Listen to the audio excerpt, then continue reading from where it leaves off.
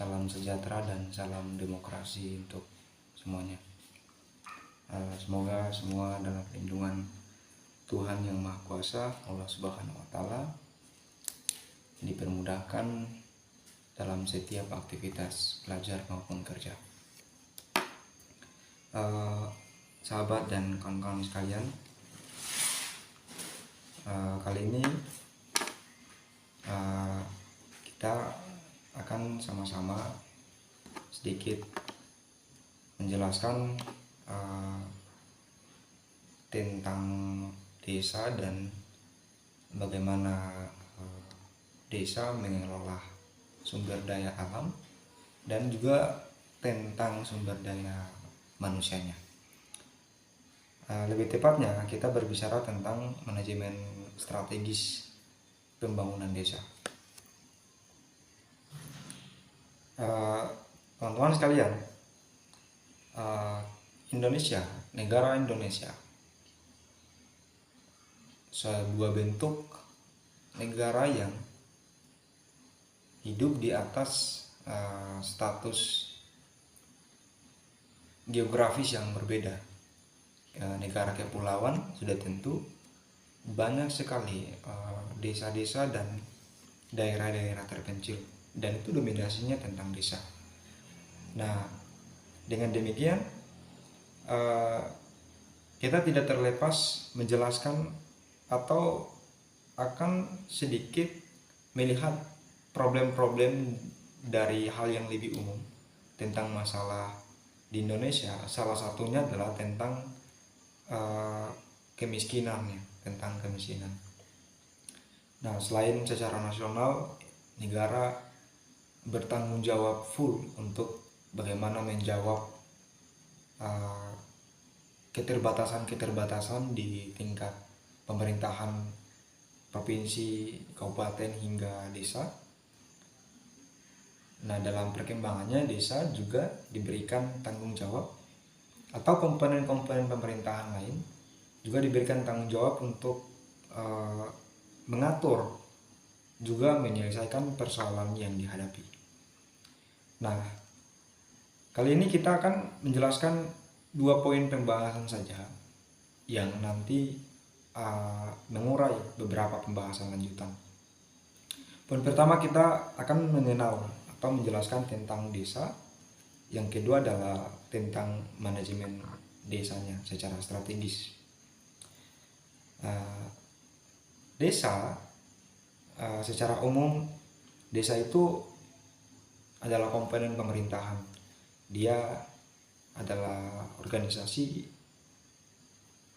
negara, stakeholder pemerintahan yang berada pada tingkatan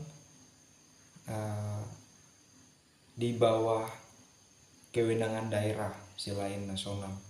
Nah, desa itu juga termasuk komponen pemerintahan yang unitnya kecil dalam suatu negara, yang di dalam desa itu ada beberapa unit pemerintahan lain. Misalkan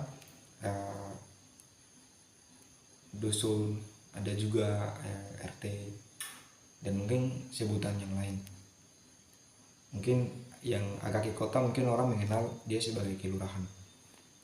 Nah, intinya desa suatu wilayah kehidupan masyarakat yang berada di pelosok daerah, yang itu berada jauh juga dari persoalan perkotaan.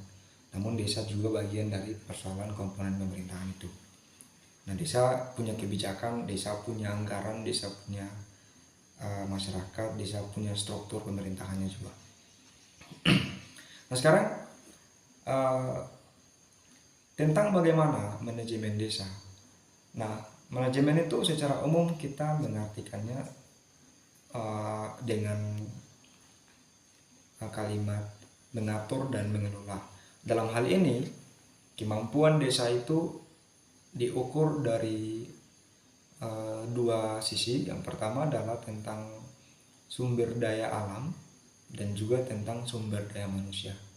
Nah, tentang manajemen kita akan melihat kolaborasi dari posisi ini.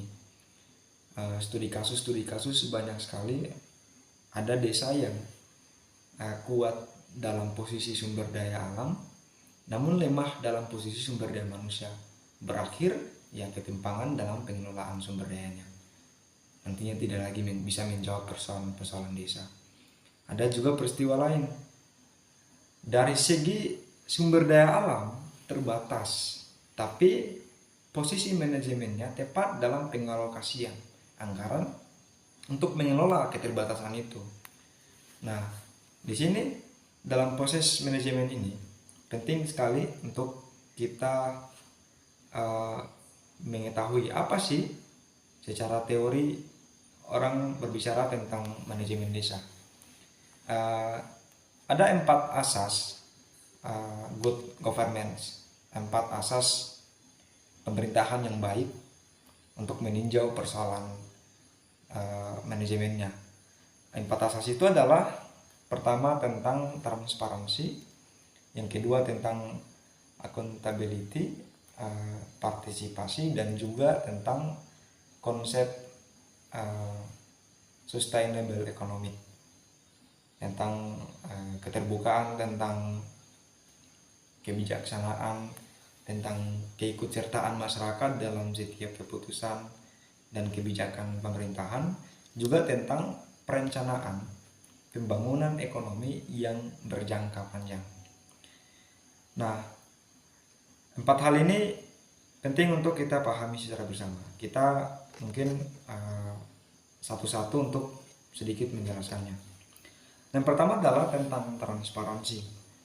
Nah, transparansi kita berbicara tentang bagaimana posisi suatu pemerintahan itu tidak menutup-nutup dan tidak merahasiakan hal yang menjadi kebijakan publik. Gitu. Banyak kasus dalam setiap pemerintahan, misalkan proses anggaran dan pengalokasiannya yang tidak terbuka, sehingga berimbas pada penyalahgunaan anggaran, proses perencanaan pembangunan yang tidak melewati etape-etape prosedurnya, misalkan dalam proses musrembang, RPJMD, dan lain-lain. Nah, proses transparansi itu menuntut di mana pemerintahan itu ada keterbukaan secara proses perencanaan yang nanti melahirkan kebijakan desa terkait publik, terkait masyarakat, gitu. Sehingga desa itu harus punya interaksi yang terbuka dari pemerintahannya dan juga masyarakatnya. Sebab daya dorong pembangunan itu ya bisa juga diukur dari tingkat bagaimana kerjasama masyarakat dan pemerintahnya. Yang kedua tentang akuntabilitas. Banyak sekali karena akibat ketidakterbukaan itu mengarahkan posisi kebijakan atau pemerintahan yang nanti tidak bijaksana, tidak mampu menempatkan sesuatu pada posisi yang seharusnya dan yang tepat. Misalkan ya, kebijakan yang tidak mampu menjangkau kondisi masa kini, tapi kebijakan yang diambil itu justru tidak sesuai dengan kondisi masyarakat yang dibutuhkan. Banyak sekali peristiwa-peristiwa itu terjadi. Teman-teman bisa memantau sekitaran wilayah di mana saking masyarakat itu didesak dengan kebutuhan yang paling besar, tapi kebijakan desa pemerintah itu malah keasikan membangun saluran-saluran pembuangan, setapak jalan-jalan yang belum terlalu dibutuhkan, sedangkan masyarakat membutuhkan bagaimana proses akses transportasi ekonomi yang layak untuk distributor ekonomi. Nah, ini nanti melahirkan posisi itu. Makanya penekanan kedua dari good government ini adalah tentang akuntabilitas. Yang ketiga adalah tentang partisipasi.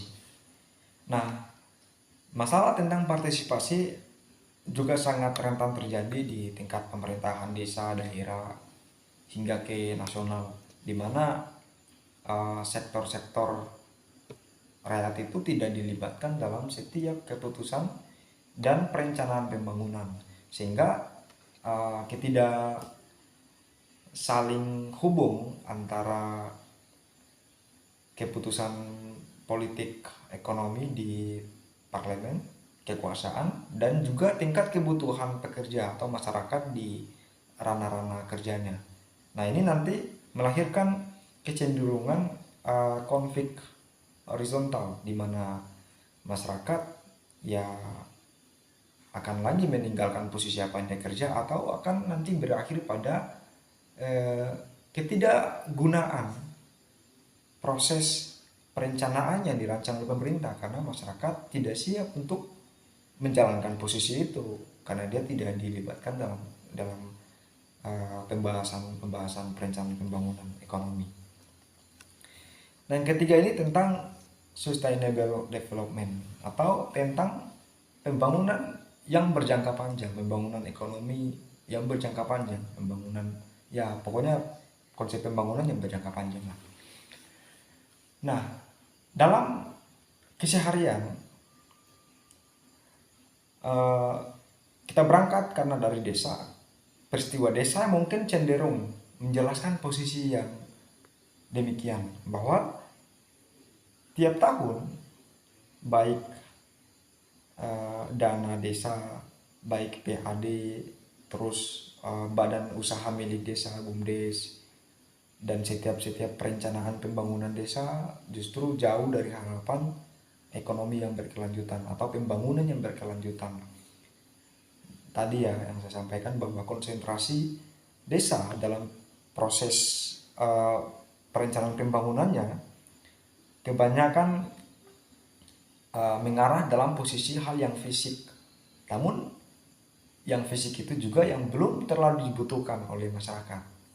Misalkan tadi tuh, kalau di desa saya demikian, proses alokasi anggaran besar sekali dalam posisi pembangunan yang sebenarnya belum terlalu dibutuhkan, belum menjadi kebutuhan dan akan tidak dibutuhkan untuk jangka yang panjang. Nah, proses konsep pembangunan yang jangka panjang sangat dibutuhkan untuk menjangkau kebutuhan masyarakat di masa yang akan datang. Yang pertama adalah tentang produksi ya, tentang ekonomi. Ekonomi adalah hal yang paling dasar tentang keberlanjutan hidup masyarakat ya, dari posisi aktivitas kerjanya nanti yang akan menentukan keberlanjutan kehidupan tuh. Makanya dalam setiap kebijakan ekonomi, perencanaan pembangunannya harus menjangkau masa depan, masa yang beberapa tahun dan yang akan datang. Ini penting sekali. Nah, kasus kekinian misalkan peristiwa kebijakan hilirisasi pertambangan yang kemudian sistem produksinya terlalu eksploitatif. Nah, bagi masyarakat desa menganggap bahwa keberlanjutan kehidupannya itu ada pada hasil pertaniannya, hasil ternaknya, dan laut gitu. Sedangkan konsep produksi industrialisasi dia terlalu eksploitatif, memakan banyak korban lahan warga, proses pencemaran laut yang nanti berakibat pada susah nanti masyarakat melakukan hasil tangkap laut. Nah, selain itu dia tidak akan mampu merawat lingkungan yang ekologis yang berjangka panjang. Nah, posisi-posisi ini adalah indikator dari perencanaan pembangunan yang jangka panjang, yang nanti kita menjangkau peristiwa dan masa depan. Nah, 4 hal ini adalah hal yang penting dan harus dilihat dan dianalisis secara tepat oleh setiap pemerintahan, baik desa, daerah maupun yang lain-lain. Karena kebijakan politik yang salah nanti berakibat fatal pada posisi masyarakat. Kebijakan publik harusnya dikembalikan kepada publik sebagaimana maksud daripada transparansi dan juga partisipasi, di mana masyarakat juga diajak dalam kepentingan masyarakat itu. Anehnya adalah kepentingan masyarakat, kebijakan publik, tapi publik tidak pernah diajak untuk terlibat dalam keputusan yang nanti berimbas kepada publik dan masyarakat tersebut.